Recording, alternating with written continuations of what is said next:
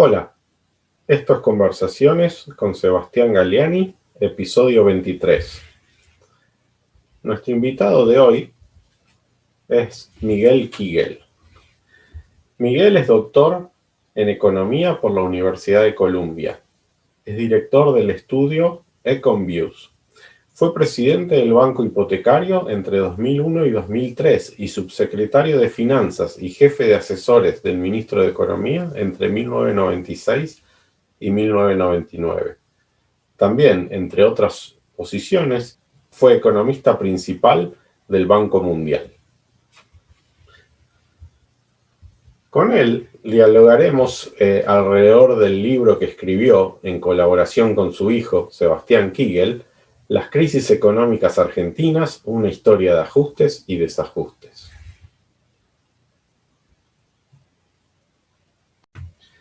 Hola Miguel, ¿cómo estás? ¿Qué tal, Sebastián? Muy bien acá. Bueno, un gusto hablar con vos y también sé que está tu hijo Sebastián, que fue colaborador en el libro y que va a estar participando en el background de la charla, ¿sí? Mira, para empezar me gustaría poner una slide con una tabla que saqué del libro para donde están listadas las crisis y que nos ayude a transitar la charla sobre el libro que ustedes escribieron. ¿Sí? Perfecto.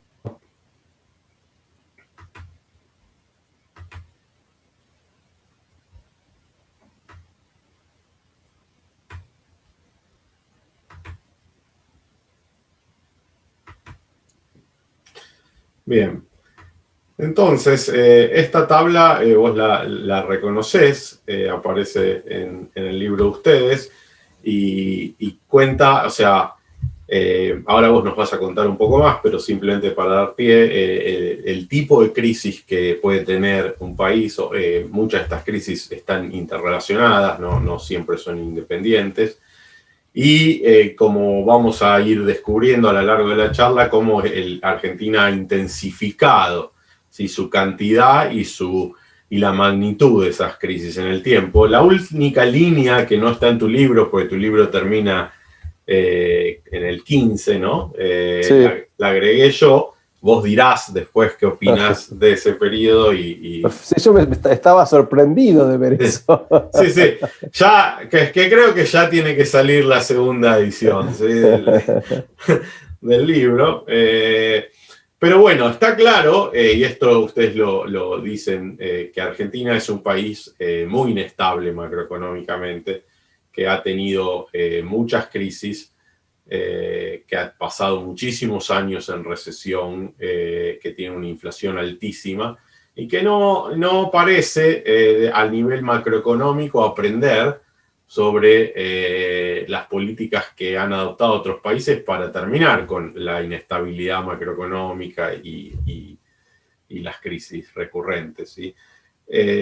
¿Por qué no empezás contándonos, que en el libro lo haces muy bien, qué son cada una de estas crisis, ¿no? ¿Qué implica una crisis cambiaria, una crisis bancaria, el tipo de crisis que hay, cómo ves que se relacionan, y después podemos pasar a discutir la historia de nuestras crisis? Bueno, mira, primero es un gusto estar contigo y que me acompañe el otro Sebastián Kigel, en esto.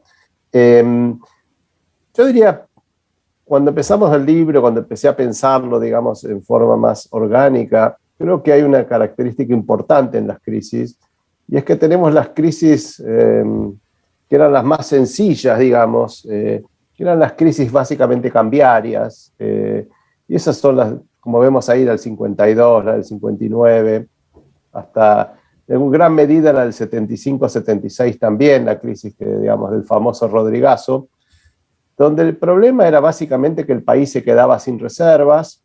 En ese momento, digamos, lo que pasaba era que el gobierno en algún momento, cuando estaba sin reservas, tenía que hacer un ajuste, el famoso ajuste que ningún gobierno quiere hacer, pero que el mercado, la situación lo fuerza. Y esas crisis eran crisis que con ajuste, poniendo el tipo de cambio donde tenía que ir, por ahí con algo de overshooting, corrigiendo el déficit fiscal, haciendo una política monetaria más restrictiva y muchas veces casi siempre con el apoyo del Fondo Monetario Internacional, esas crisis básicamente se dejaban atrás muy rápido. O sea, la economía rápidamente se normalizaba, probablemente con una inflación más alta, pero básicamente la economía se normalizaba, volvía a funcionar, el país volvía a acumular reservas y empezaba todo ese famoso ciclo de stop and go, ¿no? El stop, que era la crisis, y después de la crisis venía la devaluación y la economía se recuperaba relativamente rápido. ¿Por qué caracterizamos estas crisis de esta forma?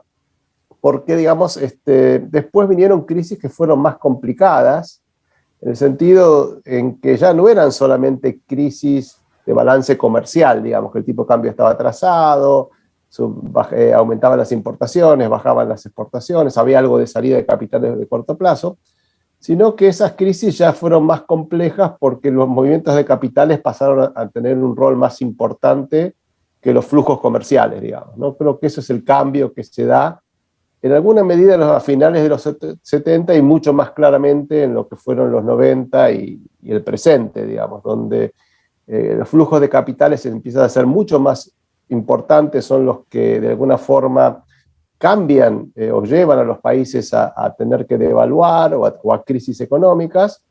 Y creo que la naturaleza de la crisis y de la solución es bastante diferente, ¿no? Ya no pasa solamente por devaluar, sino, por ejemplo, cuando hay una crisis de deuda, hay que hacer algo para recuperar la confianza, que no es solamente devaluar, pero hay que dar señales distintos para que los flujos de capitales vuelvan.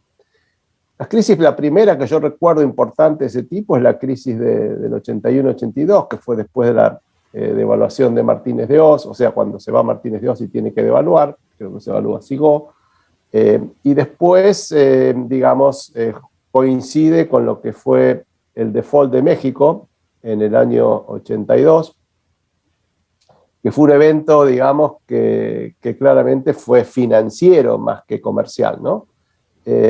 Y así entramos en lo que son las crisis macrofinancieras, que la diferencia principal que tienen es que tienen mucho más impacto sobre flujos de capitales y afectan el crédito.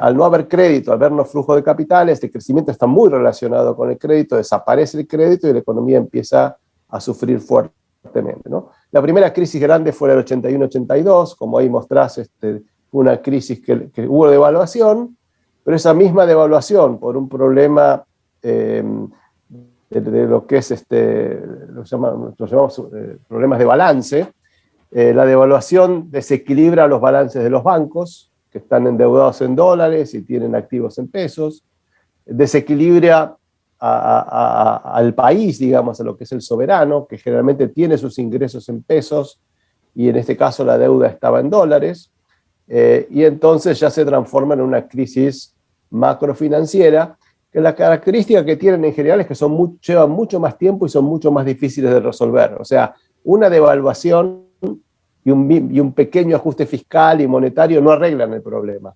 O sea, porque ya lo que tenés es un problema de solvencia. La devaluación no es que te genere un problema de flujos, sino que te genera un problema de stock. La crisis es una crisis de stocks más que una crisis de flujos. Entonces, en esa situación, las crisis han sido más profundas. Y las más grandes que ha tenido la historia argentina, digamos, por lo menos lo que la historia argentina moderna, yo diría que fue la del 81-82 y la crisis del 2001, ahí ponemos 99-2001, fueron claramente las más fuertes que vivió Argentina. Fueron crisis que dejaron cicatrices profundas en la sociedad, que llevaron especialmente la del 2001 a niveles de pobreza nunca vistos en la Argentina, a caídas en el producto nunca vistos en la Argentina. Claro, son crisis que combinaron todo, combinaron la devaluación, esa devaluación en una economía dolarizada generó problemas en los bancos, bueno, todo lo que conocemos, digamos, los bancos estaban fundidos, hicieron la especificación asimétrica, que después fue asimétrica, y una crisis de deuda muy profunda porque la deuda que por ahí era pagable hasta un cierto momento, y si uno miraba los ratios deuda-PBI, no parecían particularmente complicados. Cuando viene la devaluación, bueno, se generó el problema de solvencia y el país era imposible pagar la deuda. Y casi todos esos países, esos casos terminaron en default. Argentina también tiene, digamos, lo que han sido la inflación como crisis también, que curiosamente no estuvo presente en la crisis del 2001. La del 2001 estuvieron con todos los condimentos, pero no tuvo incluida la inflación. Pero en crisis anteriores, por ejemplo, la del 59 fue muy importante la inflación, que estuvo relacionada con la devaluación que se hizo como parte del programa con el Fondo Monetario Internacional, o en el Rodrigazo, el año 75-76, que son momentos que la inflación tocó 3 dígitos, o sea, Argentina ya tenía inflación, pero esos fueron los primeros periodos en que tocó, los primeros casos en que tocó 3 dígitos. Estuvieron relacionados obviamente con un sinceramiento de precios, con una devaluación, porque veníamos de un tipo de cambio muy digamos, atrasado o con tipos de cambio múltiples. Y claramente, bueno, el caso más paradigmático de la hiperinflación fue la hiper que Argentina tuvo en finales de los 80, principios de los 90, porque esa fue una crisis básicamente ya inflacionaria, ¿no? O sea, ya no, la inflación era el centro de la crisis, no era, digamos, un resultado de la crisis, sino que la hiperinflación fue el centro de la crisis. O sea, tenemos un conjunto de casos distintos. Yo diría que hasta el 75-76 uno miraba los libros de texto tradicionales que hablaban de devaluación como el mecanismo de resolver las crisis externas. A partir de los 80 ya creo que tanto las crisis en sus orígenes como en las soluciones se transforman en algo bastante más complejo de eso, y son mucho más largas y requieren realmente como atacar varios focos en forma simultánea, lo cual lo hace más difícil. Después, si quieres, al final, hablamos un poquito de lo que vos llamás 2014-2021. Sí, sí, seguro. Después hablamos de eso e incluso de 2021-2023, ¿sí? Pero déjame que, o sea, dijiste muchas cosas interesantes. Arranco con la siguiente repregunta. Vos sí, mira, había unas crisis muy tradicionales de balanza de pago, hasta incluso la crisis del 75-76, el Rodrigazo. Ya hay un cambio en el 81, donde básicamente la cuenta capital pasa a ser más importante que el balance comercial en estas crisis. ¿Cuánto de eso es un cambio que se da en todas partes? O sea, es un cambio que ocurre en las finanzas internacionales. ¿Y cuánto tiene que ver con las políticas que llevó adelante el gobierno de Martínez de Oz, digamos? A ver, yo creo que fue un cambio internacional, digamos. O sea, creo que los flujos de capitales a los países emergentes subieron a fines de los 70. De hecho, por ejemplo, en América Latina vino el default de México y básicamente eso bajó hacia el resto de la región. No todos los países lo vivieron igual, ¿no es cierto? Porque en ese momento Argentina venía de una política inconsistente que no sé si se acuerdan, la política de la tablita. Cambiaria, o sea que venía no de un tipo de cambio fijo, pero venía usando el tipo de cambio como un instrumento para bajar la inflación. Lo hizo en un contexto de apertura de los flujos de capitales. En ese momento no era tanto mercado de bonos, era mercado de los bancos, daban los préstamos. Pero digamos, había la misma locura que hay en su momento después fue con bonos, en ese momento fue con bancos. El Citi fue uno de los bancos que más se expuso en ese momento en la Argentina, y de hecho en la crisis que vino después, el Citi, de acuerdo a muchos especialistas, estuvo al borde de la quiebra, digamos, porque había prestado mucho a los países emergentes, entre ellos no solamente Argentina, pero Argentina era uno de los países importantes. Así que yo creo que había un tema internacional. Eso se dio en un contexto de de liberalización económica en la región, por lo menos yo no sé otras regiones tanto, pero definitivamente en América Latina, pero también pasó en otros países como por ejemplo Filipinas, también sufrió algo parecido. Y creo que fue una combinación, creo que fue básicamente, si la pregunta es si los flujos de capitales venían empujados de afuera o atraídos o buscados por parte de los países tomadores de los préstamos. Yo creo que una mezcla de las dos cosas, pero está claro que, digamos, el mundo cambió, los bancos empezaron a pensar de otra manera, pensaban que los países no defaulteaban, seguramente no leyeron la historia de Baring Brothers, pero de lo que fue la crisis de los 1890, pero sí, yo creo que fue un poco empujado por bancos que empezaban a tomar nuevos riesgos y países que de alguna forma lo aprovecharon y básicamente se financiaban porque era financiamiento que lo veían barato en ese momento. O sea que, sí, bueno, puede decir que de alguna forma, es interesante cómo los países están interrelacionados, ¿sí? O sea, en algún momento, en los 70, hay fuertes subas del precio del petróleo, eso genera fuertes déficits de cuenta corriente en Estados Unidos, lo que genera mucha liquidez y aquellos países productores de petróleo depositan esos dineros en los bancos lo tienen que prestar y eso pone en movimiento todos estos flujos de capitales a los emergentes. Y los emergentes entonces también abren sus cuentas de capital, ¿sí? Facilitan ese proceso, digamos. Sí, exactamente. Es algo parecido. Y después eso generó inflación en Estados Unidos, y cuando Estados Unidos trata de estabilizar y sube mucho la tasa de interés, ¡pum!, es como un sudden stop para todos estos países, y ahí viene la crisis que vos mencionabas del 86, ¿sí? Pero quiero quedarme todavía en las crisis fáciles, las que vos llamás fáciles. Aún así me da la impresión de que Argentina tenía muchas de estas crisis, ¿no? No era, ya era un mal alumno, digamos. No sé si había tantos países que tuviesen Cuando se habla del ciclo del stop and go, ¿se habla solo de Argentina? ¿Se habla de muchísimos países? ¿Cómo ves eso? Mira, la verdad que no te puedo decir con exactitud. Me parece que en general América Latina, el Cono Sur, Argentina, Chile, Uruguay, Brasil, eran países que tenían bastante estos ciclos de stop and go. Argentina claramente siempre lo tuvo. No sé si era peor que otros, hasta el 75, digamos. El 75 es como marca una crisis importante en la Argentina.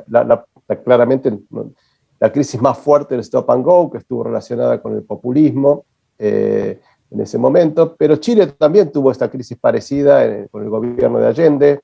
Uruguay tuvo algo en menor medida también. O sea, muchos de estos países venían bastante sincronizados. Argentina probablemente tenía un poco más de tolerancia a la inflación. Argentina venía de alguna forma retrocediendo ya en el mundo de ser el país, digamos, de América Latina con el ingreso per cápita más alto. Veía como de a poquito iba perdiendo esa posición, si bien probablemente no la pierde hasta mediados de los 70 del todo, pero ya veíamos como otros países estaban avanzando. Pero esta tendencia, yo creo, de las crisis no era solamente la Argentina. Yo creo que Argentina, digamos, yo creo que Argentina se diferenció y claramente fue el único país a partir de los años 2000.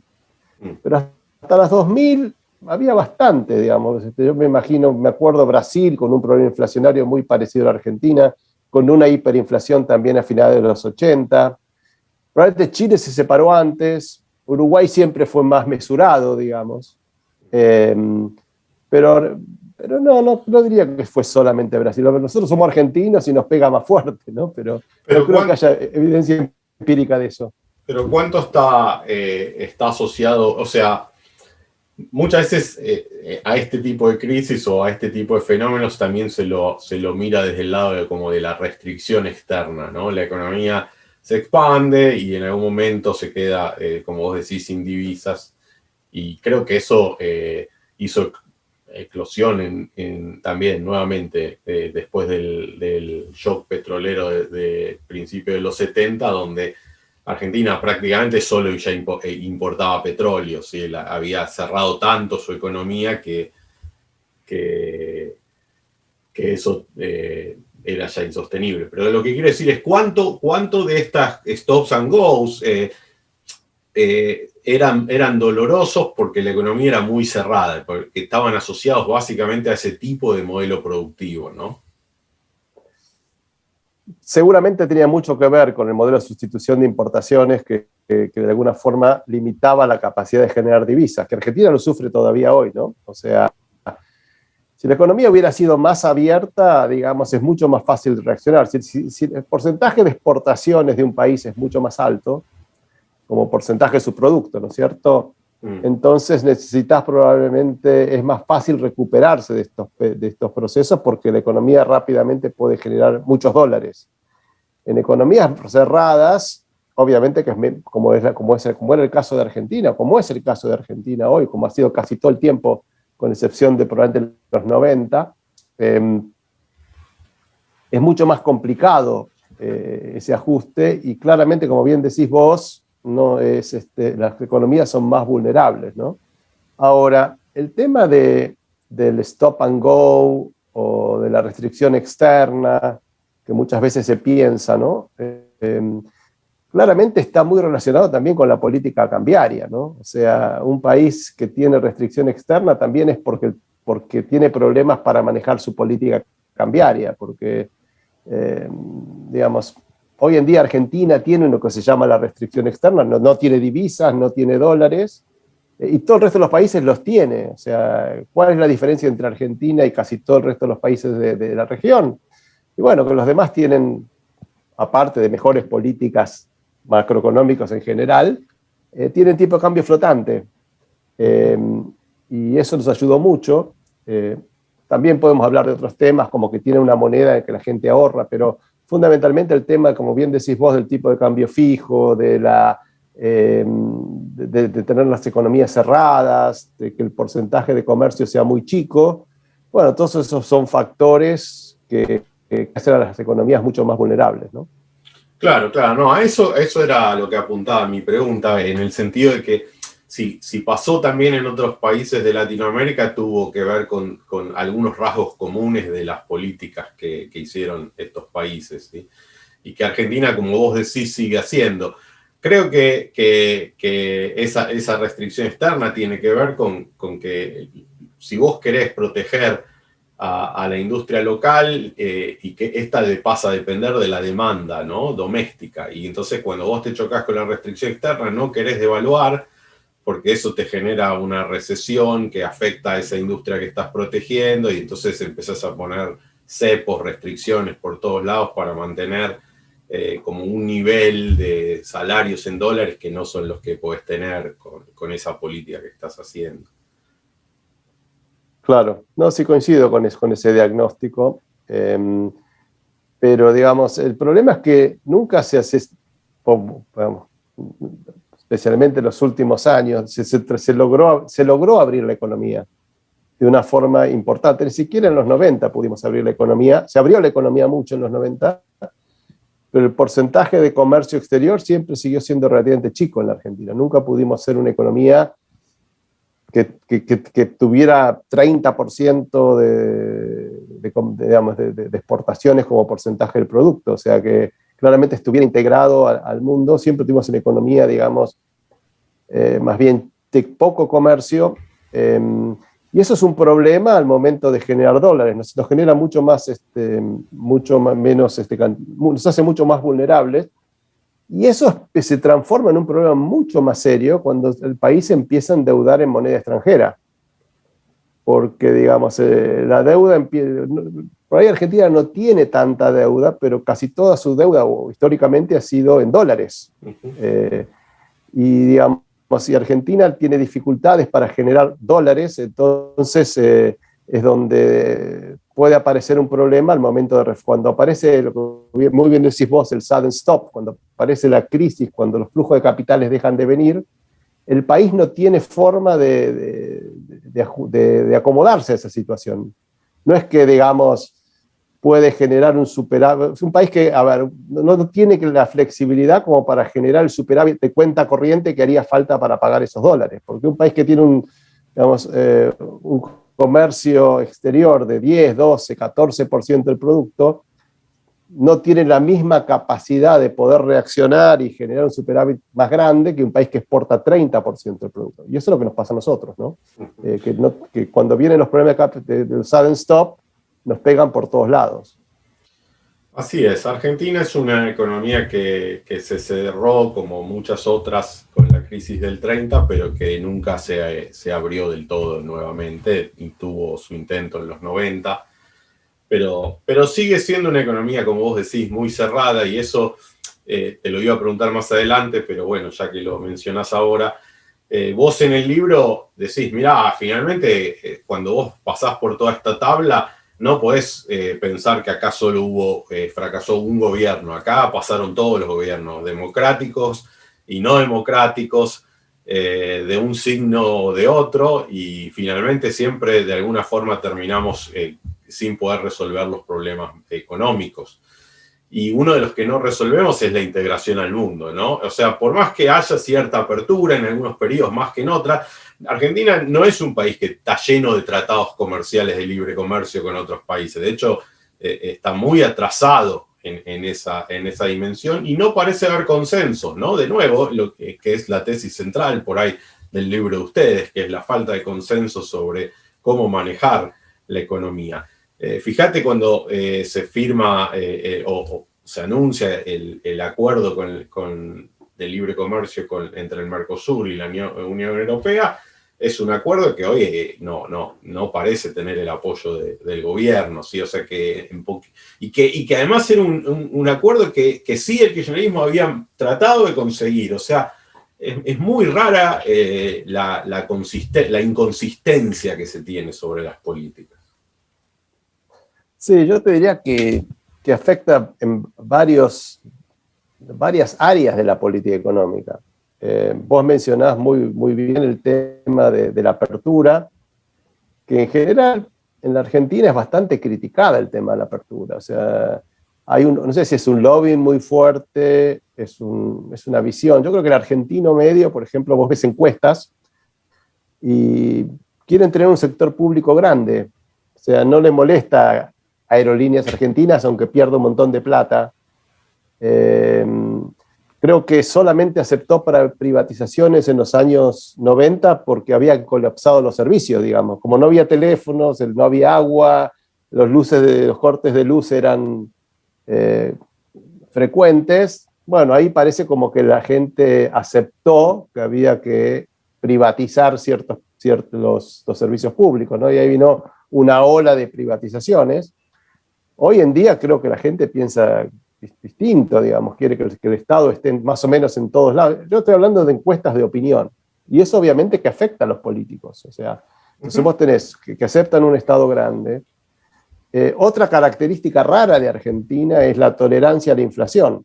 De nuevo, estoy mirando encuestas. Yo me acuerdo que tenía un ciclo a principios de los años 2000, cuando empieza a subir la inflación en la Argentina. Veníamos de la década de inflación cero prácticamente en la época con la convertibilidad, y en los años 2005, 6, 7, 8 la inflación empezó a llegar a 2 dígitos, incluso cerca del 20%, y era curioso porque cuando se hacían encuestas de opinión la gente le preguntaban cuáles eran las preocupaciones: desempleo, seguridad, millones de problemas, pero la inflación no aparecía por ningún lado, a pesar de que estaba ya en 2 dígitos, ¿no es cierto? Entonces eso le daba pie al gobierno para no atacarla, digamos. Incluso cuando llegó a niveles del 20% no era una gran preocupación. Es una preocupación hoy, que está casi en el 50%, pero en ese momento no era. Y lo mismo con la apertura, digamos. La gente dice hay que generar trabajo en la Argentina, y está la fantasía que se genera más trabajo produciendo más bienes en la Argentina, o sea, industria, y no a través, digamos, de usar en lo que somos mejores, qué sé yo. Para mí, por ejemplo, todo lo que es exportación de servicios, sobre todo servicios profesionales, servicios de internet, venta de software, el agro, digamos, son tan importantes o generan más empleo que la industria, y no están protegidos, es increíble, pero no, están desprotegidos, yo diría en gran medida. Y la gente es como que piensa, no, hay que tener mano de obra argentina y hay que ayudar a la industria automotriz, la industria textil, no sé, millones de industrias, porque está la visión de que la industria es lo que genera trabajo, lo cual era cierto probablemente hace 50, 60 años y no es cierto hoy. Y yo creo que eso es lo que lleva al tema del proteccionismo en gran medida, y creo que los lobbies lo aprovechan muy bien, ese tema. Y han logrado con eso cerrar la economía. Tenemos el disparate de lo que es Tierra del Fuego, que lo conocen bien, que es básicamente armar celulares en Tierra del Fuego, donde probablemente el costo de transporte es más alto porque llegan a Buenos Aires, al puerto de Buenos Aires, los llevan en camión a Tierra del Fuego, los traen en camión a Buenos Aires, y eso genera un costo enorme, que no tiene ningún sentido. Esos trabajos podrían ser usados en otras cosas, pero bueno, la gente no le molesta eso, no lo percibe como el costo, sin saber bien por qué, pero es así. O sea, creo que los lobbies son muy poderosos en ese sentido. Sí, yo estoy de acuerdo. O sea, pues, está claro que los políticos responden mucho a las encuestas. Hay elecciones cada 18 meses en Argentina, muy difícil arriesgar, pero hay poca toma de riesgo en el sistema político. O sea, la gente no sabe lo de Tierra del Fuego y no sé si tendría que saberlo o tendría que recibir de sus líderes un mejor mensaje, ¿no?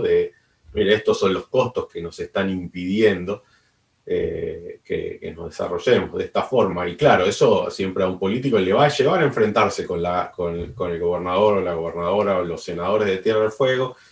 Y muchas veces esos senadores y diputados hacen la diferencia en el Congreso, entonces hay toda una dificultad ahí política concreta, pero me parece que un poco se necesita cierto liderazgo para hacer esas reformas. Cuando hablé con Cavallo, él me decía que él hoy no sabría, muy similar a lo que vos planteás, cómo asesorar a un gobierno para hacer esas reformas, porque estas reformas que él hizo en los 90 están muy desprestigiadas. Sí, yo te diría, primero creo que si hubo un gobierno, digamos, que tuvo la decisión, la determinación, el coraje, si querés, de hacerlo, fue la combinación Menem-Cavallo. Cavallo, sobre todo, creo que fue un líder que tenía una convicción y hizo reformas muy profundas. Lamentablemente eso tampoco, al fin, no es que no funcionó. Yo creo que lo que ocurrió es que terminó la peor crisis económica argentina. Entonces, para cualquiera que diga, mirá todas las cosas buenas que se hicieron en la convertibilidad, la respuesta es mirá la crisis, mirá cómo terminó. Entonces es difícil realmente, porque la evidencia empírica se puede leer de muchas maneras. O sea, a ver, es muy difícil hacer un contrafáctico. Por ejemplo, para mí un gran problema, para mí hubo dos problemas en la reforma de los 90, digamos.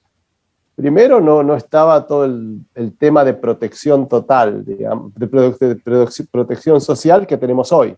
O sea, claramente la gente que perdía el trabajo estaba muy desprotegida en los años 90. No había toda una red de contención, fue un cambio estructural muy fuerte y claramente había que reconvertir la gente con educación, con entrenamiento y con ayuda social seguramente para muchos. Eso faltó lamentablemente y creo que fue un costo grande que no se pudo reconvertir esa gente y quedó muy disgustada. La segunda cosa que probablemente también fue la más grave desde el punto de vista macroeconómico fue el hecho de que la convertibilidad probablemente tendría que haber sido por menos tiempo. O sea, el tipo de cambio fijo, digamos, se bancó bien la crisis del 95 que tenés ahí, la crisis del famoso tequila, que fue la devaluación mexicana, y Argentina salió de esa crisis sin devaluar. O sea, yo me acuerdo, en ese momento yo estaba en el Banco Central, había una gran preocupación con si se iba a poder aguantar la economía argentina esa crisis, y finalmente se la pudo bancar con mucha ayuda del empresariado argentino, que fue el ahorro forzoso, no el ahorro forzoso, bueno, no me acuerdo, el préstamo patriótico se llamaba en ese momento, que fue muy grande de las empresas. Hubo un préstamo del Fondo Monetario Internacional, y con eso, digamos, como siempre, después vino la suba del precio de la soja, buena cosecha, esa combinación de factores de buena cosecha y plata viniendo del exterior y de Argentina logró revertir la crisis, y en algún sentido eso fue probablemente una maldición visto en perspectiva, ¿no? ¿Por qué? Porque probablemente si Argentina hubiera devaluado en ese momento, la situación de deuda bancaria no era tan complicada, y hubiera tenido la flexibilidad para enfrentar lo que fueron las crisis más estructurales que vinieron hacia fines de los 90, con caída de precios de commodities, un ataque muy fuerte a todo lo que era tipo de cambio fijo. Le pasó a Brasil, le pasó a Rusia, le pasó a los países asiáticos, le pasó a Turquía. Y tal vez si no hubiera habido si Argentina hubiera salido antes de la convertibilidad, no hubiera pasado la crisis hubiéramos tenido una crisis del 95, probablemente más fuerte de lo que fue, pero hubiéramos salido. Claro, eso es contrafáctico, no se sabe, por supuesto, pero yo creo que las reformas estructurales estuvieron bien, fueron buenas reformas, pero cuando se viene todo abajo, la gente puso todo junto. Puso la convertibilidad, la falta de red de contención social, con las reformas estructurales, ¿no? Con la apertura, con todas las privatizaciones. Y entonces el argumento fue, miren lo que fue todo eso. Y bueno, eso creo que fue un problema serio. Y después no creo que básicamente es muy difícil hoy convencer a la sociedad de que hay que volver a algo así. Yo creo que la sociedad no está preparada para eso. Y yo creo que ahora cualquier solución tendría que ser algo más gradual, porque uno de los problemas que tiene Argentina es que se ha dado bandazos de un lado para otro. O sea, Martínez de Oz fue liberalismo, los 80 fueron más bien una economía más bien progresista, por no decir populista, porque tal vez no fue tan populista Alfonsín, pero sí fue progresista e intervencionista. Libre mercado en los 2000, perdón, en los 90. Volvemos al intervencionismo en los años con todo el gobierno de Kirchner. Macri trata de moverse hacia un lado, más liberal, pero no tiene tiempo, y ahora volvemos a este intervencionismo que no sabemos qué va a pasar. Son estos bandazos, digamos, muy fuertes. Yo creo que Argentina tiene que encontrar el término medio. Bueno, ahí de nuevo, esto que valía la pena por ahí, lo tenía pensado más adelante, pero vos planteás, se necesita ahora transitar algo más gradual, y yo creo que Macri trató de ser más gradual, quizás internalizando esto que vos decís. Después quizás fue demasiado gradual o no, lo podemos charlar, pero quizás también el gradualismo ahora está un poco desprestigiado después de esa experiencia. Puede ser, pero yo creo que lo que hay que buscar es saber dónde, o sea, yo creo que en general el problema que hay, que es un tema muy complejo de manejar, es en qué en uno es gradual y en qué áreas de gobierno uno hace shock. Hay áreas que hay que hacer shock. Por ejemplo, uno trata de generar un shock de confianza, no se puede hacer, o sea, igual va a necesitar tiempo, porque digamos, la confianza no se genera en una medida o por un gobierno, lleva mucho tiempo. Pero, por ejemplo, yo creo que Macri tal vez fue muy rápido, tomo el gobierno de Macri para un ejemplo, ¿no? Que es el único, fue demasiado rápido en lo que fue ajustar los precios relativos en el año 2016, tipo de cambio, muchas tarifas, y fue demasiado lento en la parte fiscal. Para dar un ejemplo nomás, fue muy rápido en tratar de bajar la inflación. Era muy difícil lograr bajar. Él dijo, la inflación es lo más fácil, la inflación lo vamos a bajar muy rápido. Y claramente en una economía que todavía venía con un legado de precios relativos muy desequilibrados, era muy difícil bajar en medio de todo eso la inflación. O sea, no estaban dadas las precondiciones para hacer, por ejemplo, metas de inflación. Y sin embargo fue adelante con eso y fue muy rápido. Ahí no hubo gradualismo para mí. No hubo gradualismo en las tarifas, pero por ahí habría que haber ido un poquito más rápido en lo fiscal. Porque en lo fiscal no es que no bajó el déficit suficiente, subió el déficit el primer año. Y bueno, yo creo que es difícil decirlo, ¿no? Pero hay que de alguna forma buscar ese equilibrio entre las cosas en que hay que ir más rápido y las cosas que se puede ir más despacio, buscando tal vez no solamente, sí, claramente buscando algo de apoyo político, digamos, porque como vos decís, con elecciones cada 2 años, es muy difícil, digamos, no hay tiempo para hacer todos los cambios que uno quisiera hacer. Especialmente cuando una economía tiene tantos desequilibrios, ¿no?, estructurales, cualquier cambio va a matar más rápido cosas que lo que van a crecer, ¿sí? Y entonces estar todo el tiempo en elecciones un poco genera ahí una contradicción entre lo que vos necesitas un poco más de tiempo para que, si haces reformas importantes, maduren, y lo que Claro, si los partidos políticos tuviesen consenso, no sería tan problemático, porque bueno, vos lo hacés, perdés la elección, el que viene más o menos continúa las políticas, no lo veo tan problemático, es una elección de medio término, pero si en la Argentina, en las elecciones, medio que se define si se va a respetar la independencia de la justicia o no, entonces se vuelven como un hecho dramático cada elección, ¿no? Yo creo que sí, que es un problema porque el gobierno, digamos, si hace supongamos que haga ajustes, o sea, primero vienen los desajustes, que son básicamente, ante las elecciones, los gobiernos, que pasó con Cristina en el año 2015, todo ese periodo, 2014, 2015, no quiere subir tarifas porque eso se pierden votos, no quiere devaluar porque no se pierden votos, la inflación sigue, entonces cada vez más se va generando un desequilibrio muy fuerte en reservas, en precios relativos, muchas veces en lo fiscal, que se opta por postergar el ajuste. Entonces, si viene un gobierno, si se pierde la elección a pesar de eso, viene un gobierno nuevo y dice, mira todo lo que tengo que arreglar, y ahí viene el problema, ¿no es cierto? Es muy difícil arreglarlo tan rápido, porque la tendencia es que al gobierno, a la elección se va con más desajuste. Por eso el libro se llama Una historia de ajustes y desajustes. Debería ser de desajustes y ajustes, digamos. Está pasando una vez más ahora, digamos. Ahora el gobierno de Fernández está generando desajustes. El problema que no ve es que los va a tener que arreglar Fernández, digamos, porque, digamos, estos desajustes no son sostenibles y digamos, el costo lo va a tener que pagar él. Pero bueno, es lo que está haciendo, pensando que una elección de por vez y después ya veré. Dios proveerá, digamos, para la próxima. O que tiene un año para arreglar todos los desbarajustes que está dejando ahora.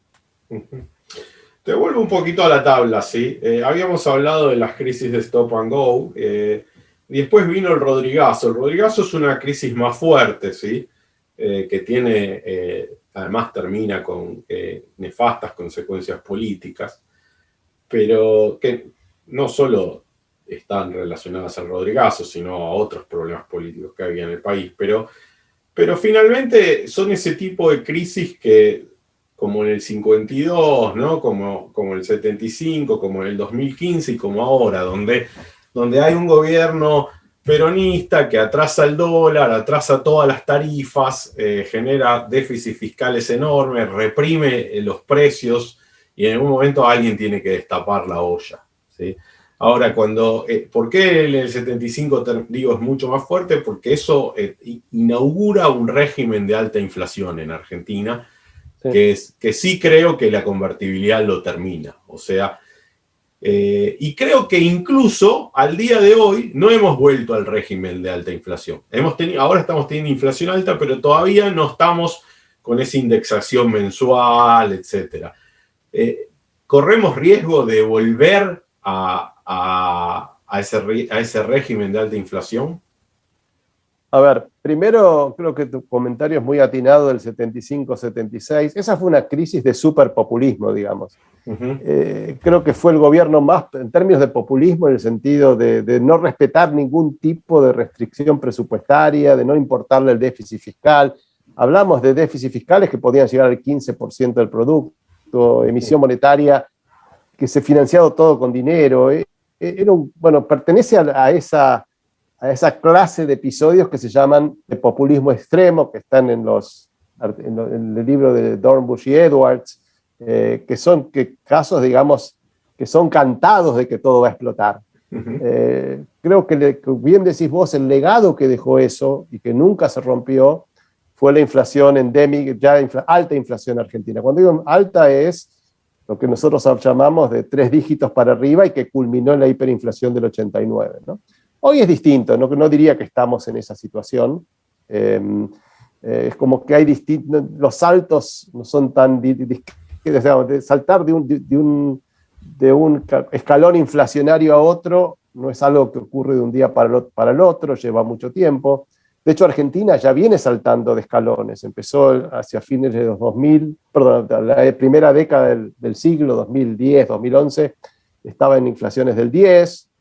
En la segunda década llegó a inflaciones, o casi hasta mediados de la segunda década está en inflaciones del 20, y hacia el final de la década ya está en inflaciones de 40 o 50 incluso. O sea, ha venido saltando. El 36 del año pasado es medio engañoso porque estuvo la pandemia, pero si no estaríamos seguros entre 40 y 50, que son los niveles que estamos ahora. Si las cosas se desbocan, creo que el próximo salto sería a 3 dígitos, estaríamos sería como el próximo escalón. O sea que tenemos un riesgo de volver a un régimen de alta inflación, si después de las elecciones no encaminan las cosas. Y sí, porque seguramente va a haber un ajuste de precios, o sea, tipo de cambio, tarifas y muchos precios que están o congelados o regulados, y eso te va a poner un salto inflacionario, digamos, que será 10, 15 puntos más que este año, y después habrá que ver si el gobierno, si hace un programa con el fondo y hace algo para evitarlo, probablemente podamos volver a niveles de 30, entre 20 y 40, algún nivel así, probablemente más cerca de 40 al principio, pero después podemos converger a 20. Si no, estamos en un problema serio, porque aparte hay gente, digamos, en el gobierno, no en la coalición de gobierno, no en el gobierno, pero en la coalición de gobierno, que dice así, básicamente, livianamente, que no importa la emisión. Mirá lo que pasa en Estados Unidos, que emiten y no hay inflación, nosotros podemos hacer lo mismo. Entonces, creo que hay temas ideológicos también que si entran a jugar, pueden ser peligrosos. Bueno, te traigo entonces acá la última línea que no está en tu libro, 2014-2021. O sea, yo creo que lo que pasó ahí es que, bueno, el cepo del 2011 fue engendrando un problema cambiario que tiene una primera manifestación en el 2014 con la devaluación de Kicillof, otra con la salida del cepo de Freddy Sturzenegger, otra después en el 18 con el sudden stop a los emergentes, y incluso en el 19 después de las PASO, ¿no? Eso ya no, yo creo que eso es distinto, eso ya es mirando lo que iba a ser el nuevo gobierno, es un cambio de expectativas. No puse inflación porque básicamente, como vos dijiste, estás poniendo inflación cuando pasa los 3 dígitos como crisis.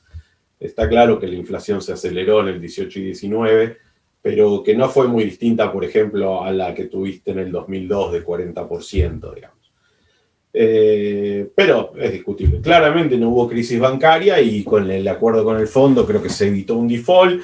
Y como vos dijiste, incluso después de las PASO, Argentina no tenía un problema de solvencia. ¿Sí? Si algo podía tener era un problema de liquidez, y en parte por las expectativas que se habían generado. Ahora, pero la pregunta, bueno, si estás en desacuerdo con algo me lo decís, pero la pregunta no es que tu confirmación o no de esto, sino, sin embargo, después viene la pandemia, ¿sí?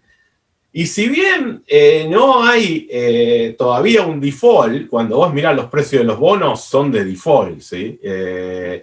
Y como recién hablábamos, la inflación podría irse a 3 dígitos, o sea que se puede estar engendrando una gran crisis que tiene en parte con la pandemia como shock, ¿no? Y que podría ser incluso más fuerte que la de 99-2002, ¿no? Porque ya estamos con una pobreza estimada de 44%, y si todas estas otras dimensiones de crisis, además de la cambiaria, se activan, bueno, crisis bancaria es muy difícil, ¿no? Pero el resto podrían generar una situación muy delicada para el país.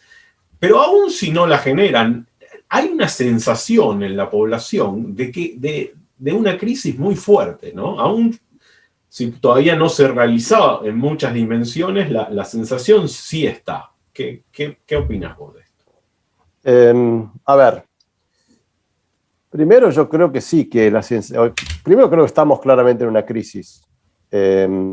Tuvimos una crisis claramente cambiaria empezando el 18 y no terminó, digamos, porque no hemos podido recomponer reservas todavía. Uh-huh.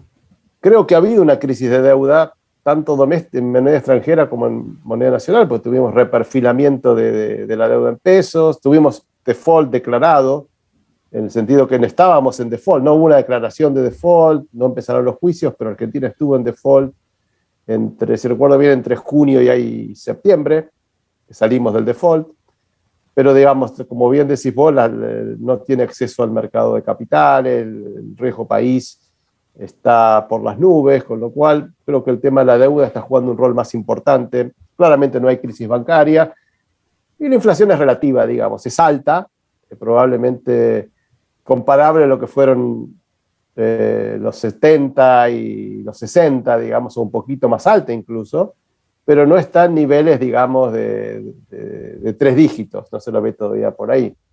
¿Es una crisis fuerte la actual? Y sí, es una crisis fuerte. Creo que no ha sido más fuerte por cosas que la gente no ha reconocido. Por ejemplo, yo creo que una cosa que ayudó mucho a la Argentina es que cuando asume Fernández, la situación fiscal no era dramática. O sea, hubo un ajuste fiscal en los 2 últimos años de Macri, que básicamente llevó, no digo a déficit cero, pero un déficit primario muy chico. Oficiales 0,5%, algunos dicen que fue 1%, pero es un déficit fiscal chico. Y eso le dio mucho margen al gobierno cuando vino el COVID, porque el déficit se fue el año pasado, el primario llegó a 6%, pero digamos, el estructural, lo que le deja a Macri es mucho, o sea, gran parte de ese déficit se debió a caída de la recaudación y aumento del gasto social, no todo, pero una parte importante, con lo cual el déficit estructural en Argentina es mucho más chico. O sea, hoy Argentina podría aspirar, sin demasiado esfuerzo y con una economía que vuelva a un nivel de actividad un poco más razonable, a un déficit primario del 1, 1,5, 2. Cosa que ni que hablar con la licuación de salarios y jubilaciones que hicieron exactamente estos 2 años, o sea que, ¿no? En ese sentido la situación es mucho mejor. Ciertamente la situación social es muy difícil, por la que la recesión fue muy fuerte, la cuarentena impactó mucho, pero de nuevo, si la economía se recupera, puede, digamos, empezar a volver. Lo que está pasando, y creo que es el desafío de la crisis actual, es ¿cómo vamos a crecer? Esa es un poco la pregunta. O sea, entiendo la situación actual, es cierto, la pobreza es peor que en otros países del mundo, mucho más alta, el déficit fiscal es alto, la caída de producto ha sido alto, pero para mí lo que diferencia a Argentina por ahí de otros países que han sufrido es que los países pueden volver a donde estaban antes. No sé si relativamente fácil, pero pueden volver a donde estaban antes. Argentina lo veo difícil porque no hay un modelo, no hay como... O sea, Argentina en los años, digamos, de la época de Macri o todo lo que venía anteriormente, fundamentalmente crecía con el sector privado. El sector privado invertía, se endeudaba, colocaba bonos, conseguía crédito bancario, financiaba inversión.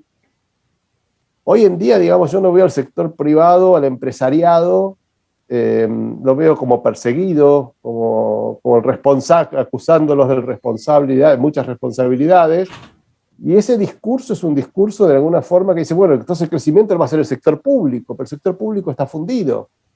Entonces, creo que esa es la crisis estructural que me preocupa a mí ahora.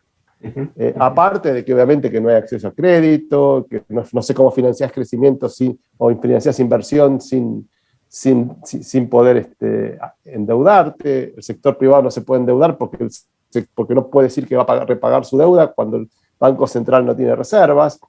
En fin, creo que hay un montón de problemas que tal vez la crisis actual no sería tan profunda, o podría uno tener expectativas de que va a salir, si hubiera alguna forma, un camino, una luz al final del túnel. Uno ve la luz al final del túnel y ve hacia dónde va.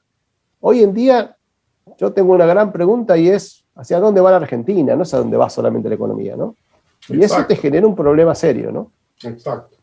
Pero no sé cuán nuevo es, ¿no? Porque digo, es lo que te decía antes, ¿no? Hacia dónde, claro, todo se va agravando porque cada vez la situación económica y social está peor, ¿no? Y aparte hay como un hartazgo, me parece, de crisis tras crisis. Pero vos pensás, yo digo, imagínate dos escenarios. Uno es que la coalición de gobierno le va bien en las elecciones, logra más o menos pilotearla, gana en el 23, bueno, va consolidando un modelo de intervención estatal y, digamos, de ataque a la democracia constitucional, en mi opinión. ¿Sí? Imagínate que no y vuelve Cambiemos y le dejan de nuevo 8 puntos de déficit, las tarifas por el piso, inflación, sin Banco Central sin una reserva.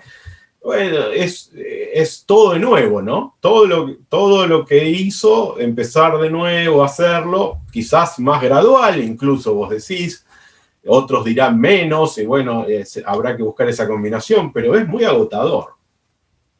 Bueno, sí, claro que es agotador. La solución no es fácil, requiere de consensos, lamentablemente. No creo que los tengamos, o sea, claramente, porque es muy difícil generar consensos en medio de una lucha política con visiones tan distintas. Yo creo que, honestamente, creo que se puede generar un consenso entre sectores del grupo, digamos, de Juntos por el Cambio y sectores del Frente de Todos, que son los sectores más moderados de los dos grupos. Creo que eso es posible. No sé cómo se maneja políticamente, porque los dos quieren ganar las elecciones y para ganar las elecciones tienen que de alguna forma separarse. Pero yo creo que, a ver, hay cosas que están mejores. Como te digo, la situación fiscal estructural de Argentina sigue siendo mala, pero digamos, es mejor de lo que era en el 2015. Todavía hoy, a pesar de todo, sigue siendo estás más cerca de un equilibrio y me parece que ese modelo, digamos, de un ajuste fiscal, de una política antiinflacionaria razonable, de empezar a darle más espacio al sector, de convencerse de que el sector privado tiene que liderar, yo creo que eso puede ayudar a la economía argentina a recuperarse. El otro modelo, que es el modelo más intervencionista, con un Estado grande, a mí me parece que en la Argentina de hoy es muy difícil que pueda avanzar, porque básicamente el Estado ya es muy grande. O sea, si uno mira la salida de la crisis del 2001, el Estado creció muchísimo y fue el que empujó parte del crecimiento, ¿no es cierto? Eso es un tema keynesiano, como lo quiera llamar, pero el Estado creció enormemente. El gasto público subió como de 22% a 40% del producto. Eso claramente aumentó el empleo público, generó un montón de problemas negativos, pero hubo un empujón, llamémosle a la keynesiana, durante gran parte de estos años, que llevó a que el Estado crezca y ayude al crecimiento, por lo menos durante algunos años. Hoy ya no podés, porque ya el Estado es 40% del producto. ¿Cómo haces? ¿Lo vas a llevar al 60%? Lo veo más difícil. Yo creo yo creo que Argentina no tiene muchas alternativas. Creo que no tiene muchas alternativas en términos de profundizar este modelo. Tratar de profundizar el modelo del Estado grande intervencionista nos va a llevar claramente a achicar el producto. No va a ser una réplica del 2001-2011, por poner un periodo. Va a ser otra cosa. El otro modelo me parece que es el único que queda, y ahí, bueno, ahí viene a jugar el fondo. Yo creo que el fondo tiene un papel para jugar en todo esto, por lo menos en lo que es ayudar en que Argentina crezca, y básicamente tan importante como en la macro es en la micro. Está está muy bien. Yo estoy totalmente de acuerdo desde lo racional, pero no descarto, o sea, el otro modelo que no es, que puede llevar el gasto a una estatización total y a básicamente que la democracia constitucional se vea alterada, está en la cabeza de ciertos dirigentes, deja al país mucho peor, pero está claro que como, igual que en Venezuela, deja a un grupo político mejor, y es contra lo que a mí me parece que hay que batallar, ¿no? Para que no pase. Sería terrible, pero no digo que eso, no creo que no tenga ninguna probabilidad en la Argentina. No, es cierto, pero creo que es un modelo que nos lleva, digamos, a la implosión, digamos, ¿no? Sí, como a Venezuela, ¿no? Como a Venezuela. Bien, Miguel, te agradezco muchísimo. No sé si tenés alguna reflexión final o si, Sebastián, querés hacer algún comentario de la charla. No, yo estuve acá escuchando nomás. Me pareció muy interesante la discusión. Bueno, entonces a los dos Sebastianes, un placer estar acá. Creo que fue enriquecedora la charla. Y creo que hay un desafío porque claramente estamos ante un nuevo desajuste y la pregunta es cómo va a ser el próximo ajuste, y la verdad es una gran pregunta. Lo que sí me queda claro es que el ajuste va a venir después de las elecciones, difícilmente antes. Bueno, muchísimas gracias a ambos. Un placer y seguimos en contacto. Dale, hasta luego, Sebastián. Hasta luego.